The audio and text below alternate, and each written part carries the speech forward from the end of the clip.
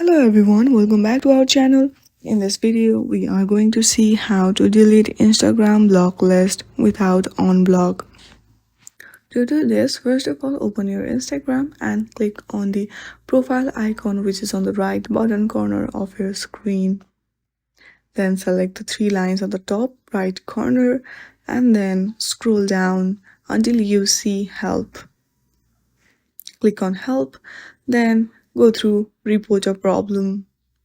Then select report problem without checking and select include and continue. Here, briefly explain about your problem that you want to delete Instagram block list without unblock. You can also attach block list as screenshot. Then, once you have briefly explained it, click on send.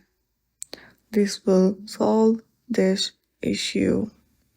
It can take time. Thank you for watching this video. If you like this video, then please do not forget to subscribe our channel.